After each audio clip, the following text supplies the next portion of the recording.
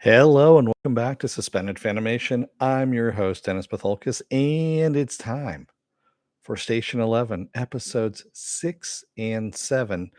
Episode 6 is titled Welcome to the Undersea, and episode 7, Goodbye, My Damaged Home. Welcome, everybody. Let me take care of some business first, and we'll get down to it. If you like what you see here, like, share, and subscribe. If you're still on the fence about subscribing, take a look at the video that pops up at the very end here. YouTube takes the algorithms of all the stuff you've been watching and tries to match it as best as possible to one of the videos, my vast video library, and pops it up there just for you. And if you like what you see there, hit that subscribe button down below there. Also, if you can, hit that like button, the share button as well. And if you don't want to be notified by YouTube when I come on live, you can hit that bell down below, and it's a 100% chance that YouTube won't notify you when I come on, live. So what you should do is go over to suspendedfanimation.com, take a look at the schedule. I change it out every week.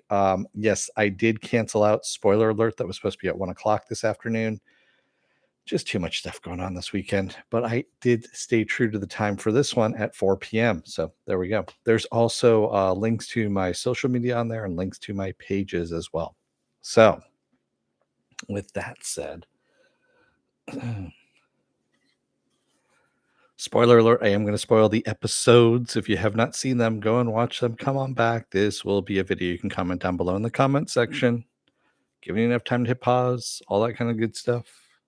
Going once, going twice. Sold to the man in the back with the paddle.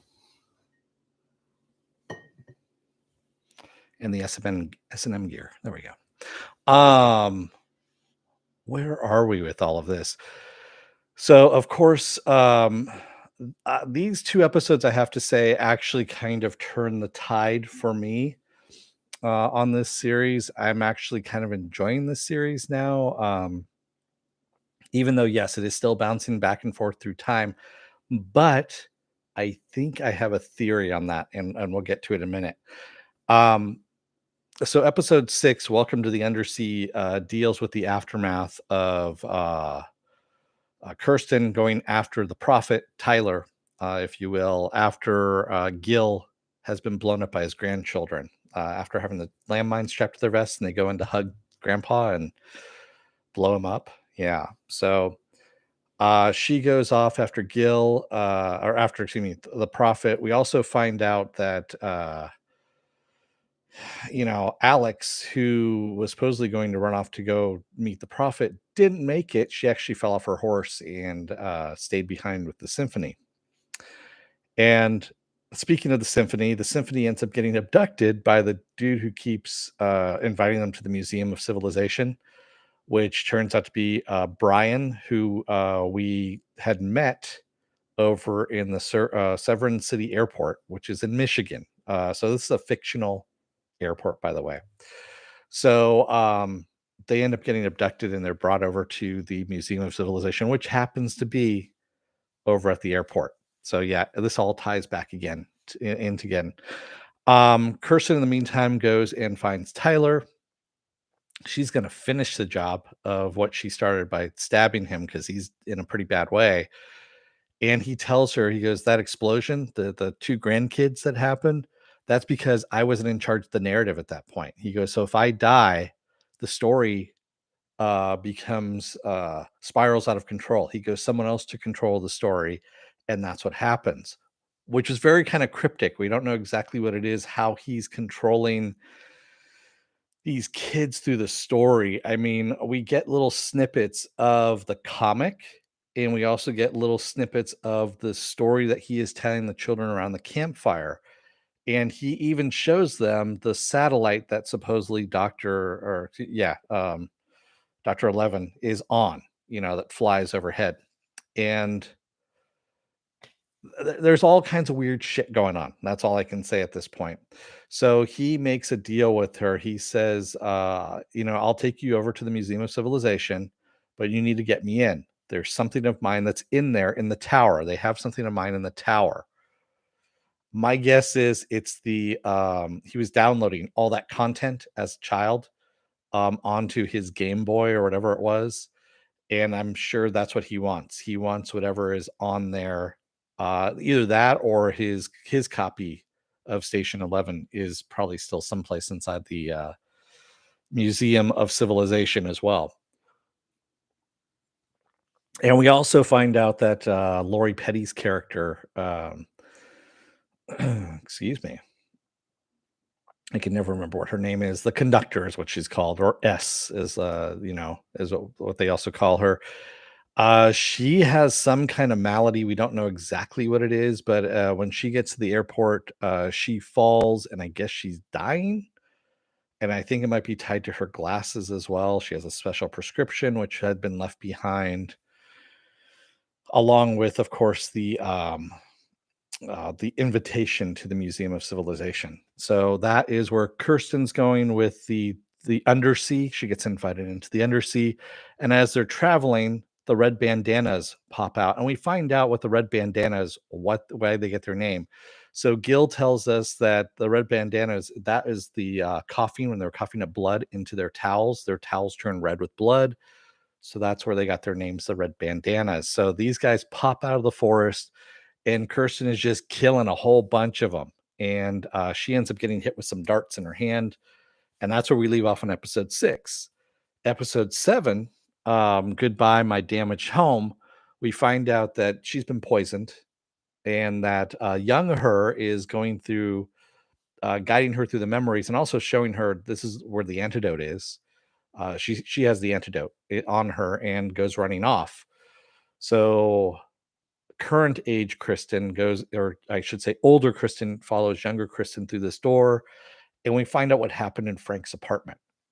What happened in those 90 days that they were in the apartment there, or 80 days that her and Jivan were in the apartment. And turns out that Frank was experimenting with heroin at the time, right before the collapse of civilization, which is the perfect time to actually start, I guess, heroin use. I don't know. And so it kind of bounces around in that episode, like, what's going on. Like, we find out that Frank was a ghostwriter. He currently, at that point in time, was a ghostwriter for an autobiography, but previously he was a reporter.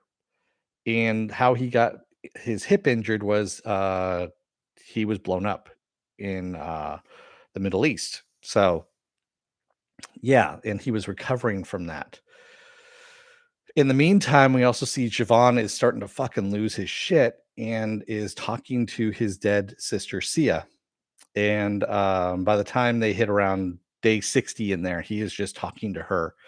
And this is the first time that older Kristen realizes that younger Kristen knew all of this. This is the other thing too that I'm getting out of the series, is that the adults seem to have forgotten a lot of stuff from the past, like like memory loss, or I mean complete memory loss. And I'm wondering if it's a byproduct of the virus or what's going on, because Brian, the guy who is guiding them to the Museum of Civilization, says that he doesn't remember who he was prior to the Museum of Civilization. He left. He said, I left at one point. He goes, but I don't remember what happened. He goes, all I know is the now, is what he knows. And I'm sure this is going to play back into the Prophet, Tyler. And I'm sure he might be a plant, that Tyler might have put in. So that's where we're going with this. So in the meantime, older Kristen, of course, is going through the whole memory of what happened inside the apartment. And we see that around like day, they're running out of food. So Javon says, we're going to leave. We have to leave because otherwise we're going to starve to death. So he cracks open the door. It smells, of course, of bodies. He goes across the hall because he wants to see the west side of the building. They're on the east side of the building. And the windows are broken out in that apartment, and he can see out. We don't know what he sees. We just know that he looks out there, and he looks kind of odd at the moment, and then comes back. Well, we also find out that across the hall from him, who was living across the hall but the conductor, because we actually see on the baby grand piano that is in that apartment the exact same symphony that she was trying to recreate for NPR, and she had written on it, "It's impossible," and that's what she was always saying, was that that symphony was impossible. And so she lived right across the hall from Frank. Yeah, in the same building, on the same fucking floor. She also had a radio, like a digital radio, which Javon grabs and brings that back over, and he doesn't lock the door back up. He basically does not put all the barricades back into place in the door. And this, of course, bites him later on in the ass when Kirsten wants to do the play of um, Station 11. And she makes Frank the guy who's going to die. And we get a little bit about Station 11 in that one of the characters dies. There is a revolt. There is the Undersea is actually a revolution on board the station that Dr. 11 is on. And we also find out that Dr. 11 is trapped in a time loop. And that's why there's a line of dialogue in there. So that says something about that I've been here 8 or 9 times before, possibly 10. And I'm starting to think now that maybe we are in a time loop as well. And that's the reason why we're bouncing back and forth through time, is because again, we're going through the unreliable narrator section of this, which I fucking hate in shows. But they're doing this through time travel, and I'm wondering if we're seeing different time loops in this as well.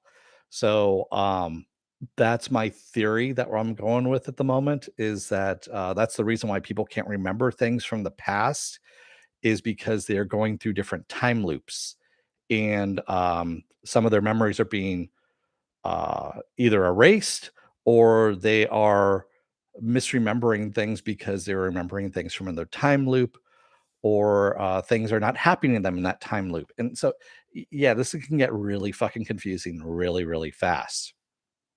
So, Frank, of course, dies. He ends up getting stabbed by a guy who comes into the apartment saying, "This is my house now." And he dies. Um, Javon puts him on his bed, because that's where he wants to live. We find out that Frank bought this place, and he says, "This is where I'm going to be forever," essentially, is what he says. And we see older Kirsten must have gone back at some point in time, because we see the room all grown over with leaves and whatnot, and we see a skeleton laying on the bed, Frank's skeleton laying there, and she says goodbye to him. And we also see that the poison has traveled up her arm and into her neck a little bit, and into her chest, and she's getting ready to take the antidote. At least we think she is. That's kind of where we left off on this episode. So, she needs Tyler in order to get into the Museum of Civilization, to find out where that's at, of course, and then she needs to get him in so that he can get whatever it is he wants out of, the Museum of Civilization. And we kinda have, I don't know if I think her name is Sarah, the conductor. They always know as S is the name. And also the conductor is what she's called. We have a lot of people that take on titles for their names, because it's a post-apocalypse. So, it's kind of like Mad Max, humongous, things of that nature, um, bullet teeth, all that kind of stuff. So obviously, some people have taken Mad Max a little bit to heart in these time loops. So that's where we're at with this series. It's fairly interesting. I want to see where it's going to go. Of course, we get 2 more episodes on Thursday, and then we get the final episode on the following Thursday after that. So, yeah, I'm actually liking this. Again, I don't like the unreliable narrator thing. Um, I'm a sucker for time travel stuff. I've said this before. If this is time loops and Miranda Carroll is part of this, I'm wondering if her Dr. 11 that Miranda saw, in way back in episode 2, I think it was, or 3, episode 3, I think it was. I'm wondering if that is actually Kirsten, that she has taken on the persona of Dr. 11, and is somewhere aboard that satellite that is orbiting Earth that we saw streak across the sky. And we also saw Dr. 11 at one point up in that space station as well, or that satellite, whatever it was that and we don't know what that is. Is that real? Is that someone's hallucination? What the fuck is that? So this all plays into it as well. And again, I HBO Max has been doing this weird, they are I'll take it that they are actually experimenting with some of their sci-fi stuff. I'll give them that they are actually reaching out of the box with both hands and both feet, obviously, at this point, for whatever weird shit is coming their way. Um, because honestly, I don't see this kind of weird stuff with Netflix. I'm not seeing it with Hulu really. Um, I mean, Netflix, yeah, it has some weird, they have some foreign language stuff that actually is weird. And that's just because they're willing, foreign language TV shows, TV series, and movies are willing to experiment quite a bit with sci fi and things like that. And also indie stuff for us here in the States will take those risks as well. But yeah, few and far in between for series, honestly, for American series to do that. Just because the producers are very, very scared about, upsetting the status quo of the audience and not making any money off of it instead of actually taking a chance and seeing what's going to happen rather than pumping out, Matrix 15 or, Jaws 59 or something like that. Because, yeah, anyway, off of my soapbox. So, what else do I have going on the rest of this week? Well, tomorrow I'm off. Tuesday is going to be another episode of Is It Worth My Time? And this time around, it's going to be the Bruce Campbell movie, Black Friday. Yeah, I know it came out a little while ago, but I just rented it on Amazon. So I'm going to be covering Black Friday, is what I'm going to cover. Wednesday will be the Book of Boba Fett. Thursday will be the episodes 8 and 9 of Station 11.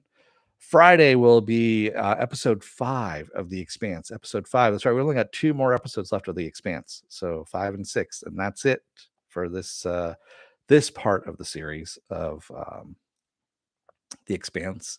Saturday is going to be Saturday Morning Blast Off, where I take the genre news of the weekend, any genre stuff you guys want to talk about, and we talk about it.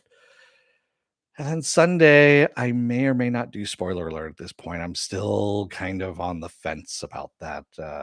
We'll see what happens, how I feel, all that kind of stuff. But there we go.